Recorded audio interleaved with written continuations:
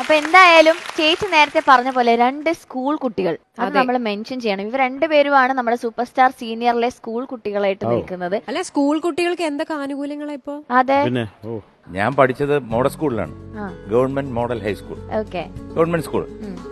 അന്ന് നമ്മുടെ മെയിൻ ആഗ്രഹം എന്താന്ന് വെച്ച് കഴിഞ്ഞാൽ ഇത് കഴിഞ്ഞ ഉടനെ കളിക്കുക, ബാക്കി അങ്ങനത്തെ ഒരുപാട് അഭ്യാസങ്ങളായിരുന്നു. പക്ഷെ ഇപ്പൊ അതല്ല. ഇപ്പൊ സ്കൂളിൽ ഒരുപാട് അഡ്വാൻസ്ഡ് ആയിട്ടുള്ള കാര്യങ്ങൾ വന്നു കഴിഞ്ഞു. അതായത് 3D modelling, AI artificial intelligence, അതുപോലെ mobile app development, hitech classroom, advanced syllabus എന്ന് വേണ്ട അങ്ങനത്തെ ഒരുപാട് പുതിയ പുതിയ പുതിയ പുതിയ സംഭവങ്ങൾ നമ്മുടെ സർക്കാർ സ്കൂളുകളിൽ ഇപ്പൊ വന്നിട്ടുണ്ട്. അതൊക്കെ ഇനി ഭാവിയിലുള്ള കുട്ടികൾക്ക് ഒരുപാട് പ്രയോജനം ചെയ്യുന്ന ഒരു കാര്യമായിട്ട് മാറിയിരിക്കുകയാണ്. ഒരു വലിയ കാര്യമാണ്. തീർച്ചയായിട്ടും. കാരണം എന്താണെന്ന് വെച്ച് കഴിഞ്ഞാൽ പുസ്തകങ്ങളുടെ കാര്യം പറയുകയാണെങ്കിൽ നമ്മളൊക്കെ സ്കൂളിൽ പഠിക്കുന്ന സമയത്ത് കറക്റ്റ് സമയത്തൊന്നും ബുക്ക് കിട്ടിയിട്ടേ ഇല്ല.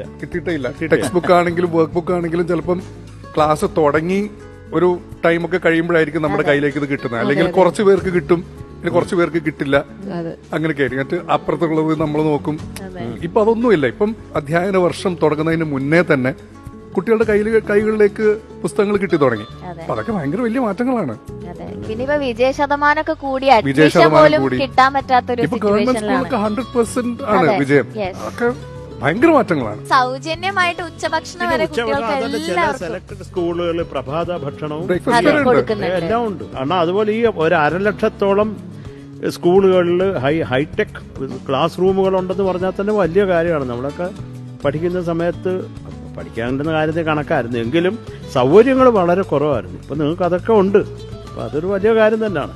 ശരിക്കും പറഞ്ഞാൽ ഈ ഗവൺമെന്റ് ചെയ്യുന്ന വെച്ചാൽ ഇപ്പോഴ് സൈബർ സുരക്ഷ അവയർനെസ് എന്ന് പറഞ്ഞൊരു സംഭവമുണ്ട്. അത് 4 ലക്ഷത്തോളം അമ്മമാർക്ക് അതിന്റെ ഒരു അവയർനെസ് കൊടുക്കുന്നുണ്ട് ഗവൺമെന്റ്. അപ്പം അവർക്ക് ആ ഒരു അവയർനെസ് കൊടുക്കുമ്പോൾ അവർക്ക് കുട്ടികളെ വേണ്ട ഒരു കാര്യം. അതെ, അതുകൊണ്ട് കുട്ടികളെ നേർവഴിക്ക് നടത്താനുള്ള ഒരു പരിശീലനം കൂടിയാണ്. പേരൻസിനും ആ ഒരു അവയർനെസ് ആവശ്യമാണല്ലോ. അപ്പം ശരിക്കും ഗവൺമെന്റ് ചെയ്യുന്ന ഒരു വലിയൊരു കാര്യമാണത്. അതെ, അത് മാത്രമല്ല ഇപ്പൊ ഒരു കണക്ക് നോക്കുമ്പോഴേക്കും 5000 കോടി രൂപയുടെ വികസനങ്ങളാണ് സർക്കാർ സ്കൂളുകളിലേക്ക് നടന്നുകൊണ്ടിരിക്കുന്നത്. അതിലിപ്പോ ഒരു 2640 കോടി രൂപയുടെ കെട്ടിടങ്ങൾ വരെ നടത്തിക്കൊണ്ടിരിക്കുകയാണ്. അതിലിപ്പോ ഒരു 1000-ലധികം അത് ഉള്ളിൽ നിൽക്കുന്ന രീതിയിൽ കെട്ടിടങ്ങളുടെ പണി നടന്നുകൊണ്ടിരിക്കുക. അതിലൊരു 500 സംതിങ് കെട്ടിടങ്ങളുടെ പണി ഓൾറെഡി കഴിഞ്ഞു. അപ്പൊ അത്രയും വികസനങ്ങളാണ് ഇവിടെ നടന്നുകൊണ്ടിരിക്കുന്നത്. പിന്നെ ഷാനൊക്കെ ഇപ്പൊ ഡിജിറ്റൽ വേൾഡ് ആണല്ലോ വരുന്നത്.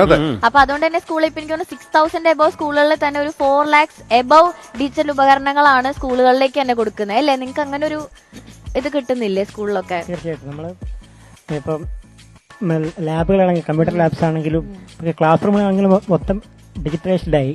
നമുക്കിപ്പോൾ അങ്ങനെയാണെങ്കിൽ ഇപ്പോൾ ഓൺലൈൻ ക്ലാസ്സസ് അവൈലബിൾ ആയതുകൊണ്ട് തന്നെ സ്കൂളിൻ്റെ തന്നെ ഓൺലൈൻ ക്ലാസ്സസ് ഉണ്ടാവാറുണ്ട്. ഇപ്പോൾ മഴ ഒക്കെ വരുന്ന സമയത്ത് ലീവ് ഒക്കെ ഉണ്ടാകുന്ന സമയത്ത് സ്കൂളിൻ്റെ തന്നെ ഓൺലൈൻ ക്ലാസ്സസും കാര്യങ്ങളൊക്കെ ഉണ്ടാവാറുണ്ട്. അപ്പോൾ അതൊരു വലിയ ഫെസിലിറ്റീസ് ആണ്. നമ്മളിപ്പം അച്ഛനമ്മയ്ക്ക് പറയാറുണ്ട് പണ്ട് എന്തൊക്കെ സംശയങ്ങളൊക്കെ ഉണ്ടെങ്കിൽ അത് പിന്നെ ഒരിക്കലും അവർക്ക് ടീച്ചറോട് ചോദിക്കാൻ പേടിയാണ്. അപ്പോൾ അങ്ങനെയൊന്നും ഇപ്പോൾ ഏത് സമയത്താണെങ്കിലും ടീച്ചേഴ്സ് അവൈലബിൾ ആണ്, ഓൺലൈൻ ഫെസിലിറ്റീസ് അവൈലബിൾ ആണ്. പല വിളിച്ച് ചോദിക്കാം. അങ്ങനെയൊക്കെ കുറെ നല്ല നല്ല കാര്യങ്ങൾ ചെയ്യുന്നുണ്ട്. അപ്പൊ എന്തായാലും സർക്കാരിന് ഒരുപാട് നന്ദി അറിയിക്കുകയാണ്. നമ്മുടെ കുട്ടികളെ ഇത്രയും സപ്പോർട്ട് ചെയ്യുന്നതിന് ഒരുപാട് 1000 നന്ദി അറിയിക്കുകയാണ്. അപ്പൊ എന്തായാലും 2 മാർക്ക് വാങ്ങി ഞങ്ങളുടെ സ്കൂൾ കുട്ടികൾ. സൂപ്പർ.